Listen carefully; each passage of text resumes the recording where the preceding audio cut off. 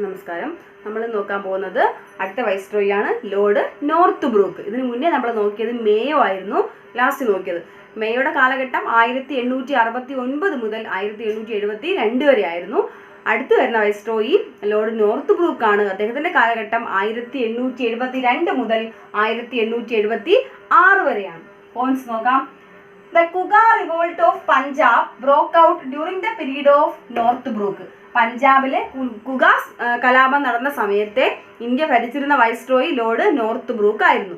പഞ്ചാബിലാണ് കുഗ കലാപം പൊട്ടി പുറപ്പെട്ടത്. കുഗ കലാപം നടന്ന സമയത്തെ ഇന്ത്യയിലെ viceroy Lord Northbrook.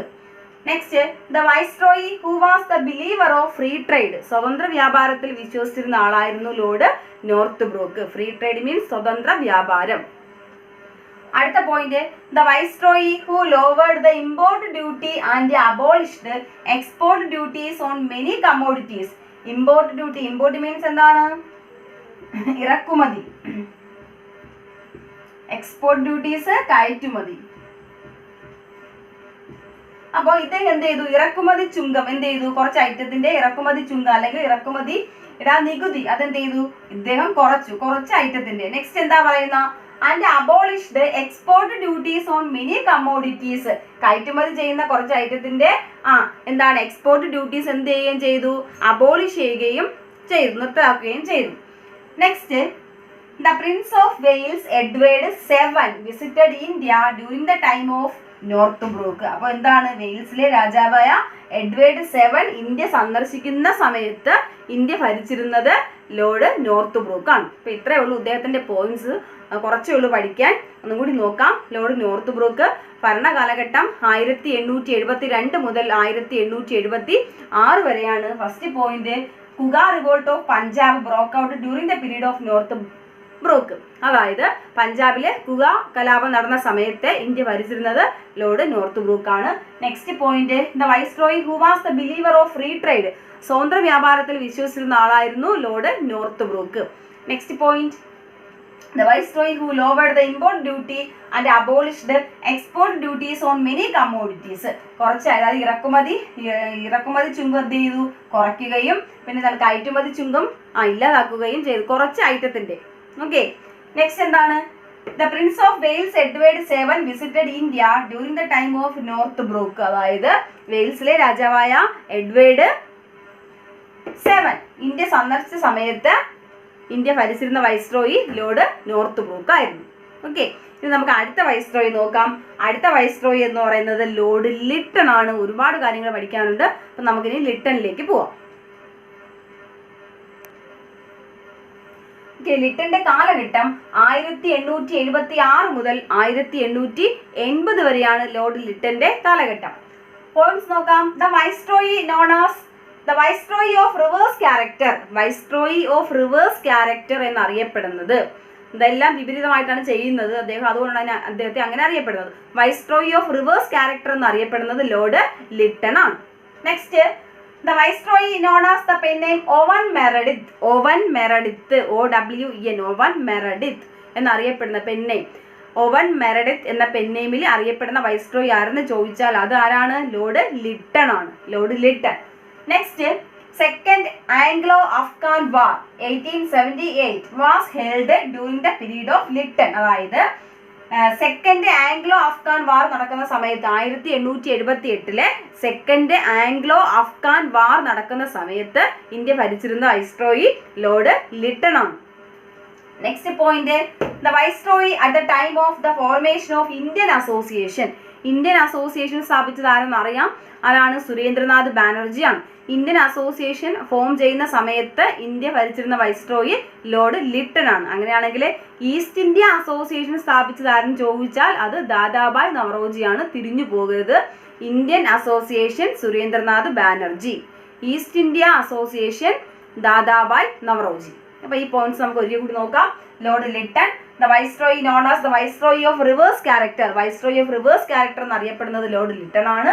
Next, the viceroy known as the pen name Owen Meredith. Owen Meredith എന്ന പെൻ നെയിമിൽ അറിയപ്പെടുന്നതും ലോർഡ് ലിട്ടൺ ആണ്. Next point, second Anglo Afghan war 1878 was held during the period of Lytton. 1878 second Anglo Afghan war നടക്കുന്ന സമയത്ത് India ഭരിച്ചിരുന്നത് Lord Lytton ആണ്.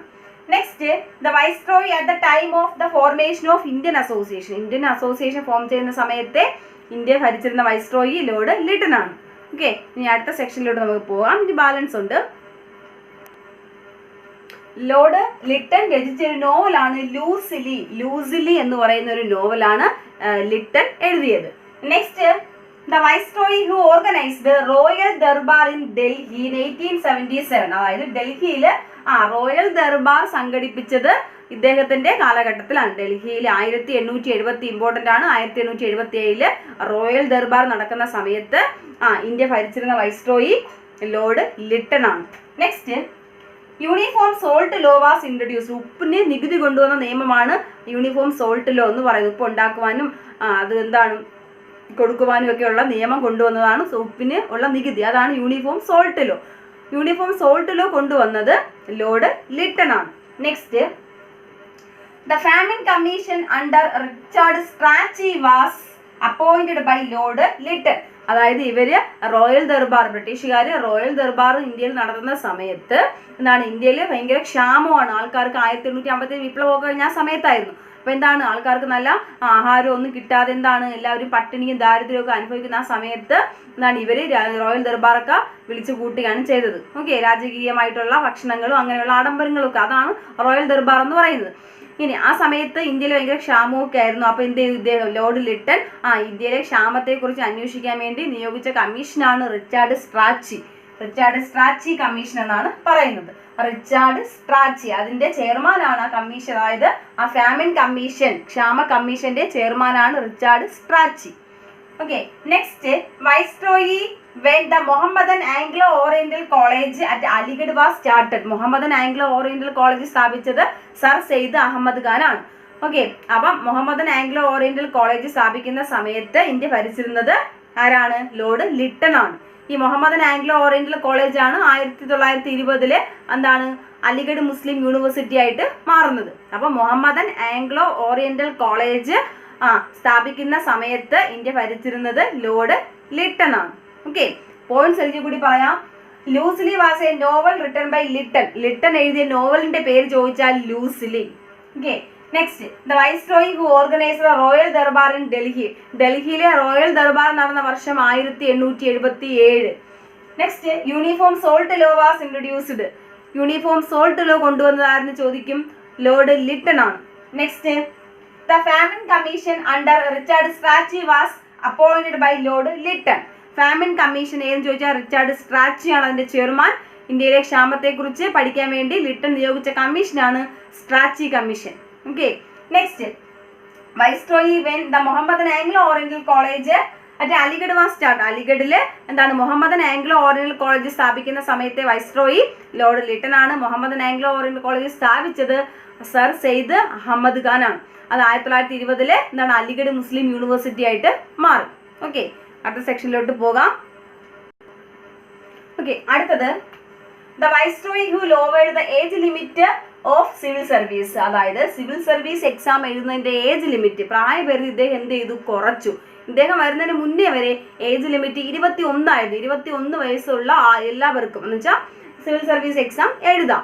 ഇദ്ദേഹം എന്ത് ചെയ്തു, വന്നിട്ട് ഏജ് ലിമിറ്റ് എന്ത് ചെയ്തു, കുറച്ചു. ഒരു ഇന്ത്യക്കാരന് പോലും സിവിൽ സർവീസ് എക്സാം കിട്ടരുത് എന്ന ലക്ഷ്യത്തോടെ എന്ത് ചെയ്തു, ഇദ്ദേഹം ഏജ് ലിമിറ്റ് കുറച്ചു.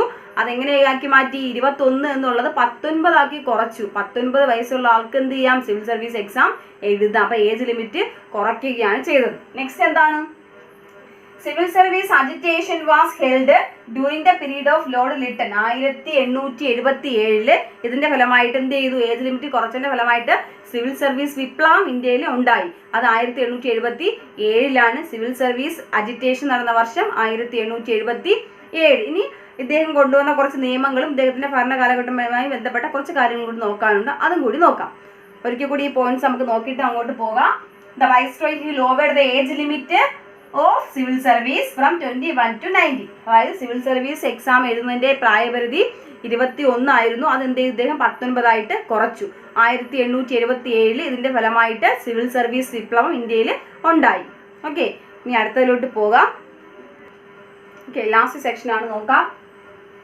Introduced separate civil service exam for Indians. അപ്പോൾ ഏജ് ലിമിറ്റ് കുറയ്ക്കുക മാത്രമല്ല, ഇന്ത്യക്കാർക്ക് മാത്രമായിട്ട് പ്രത്യേകം എന്ത് ചെയ്തു, സിവിൽ സർവീസ് എക്സാം നടത്തുകയും ചെയ്തു. ഇന്ത്യക്കാർക്ക് മാത്രം സെപ്പറേറ്റ് സിവിൽ സർവീസ് എക്സാം നടത്തുകയും ഏജ് ലിമിറ്റ് കുറയ്ക്കുകയും ചെയ്തു.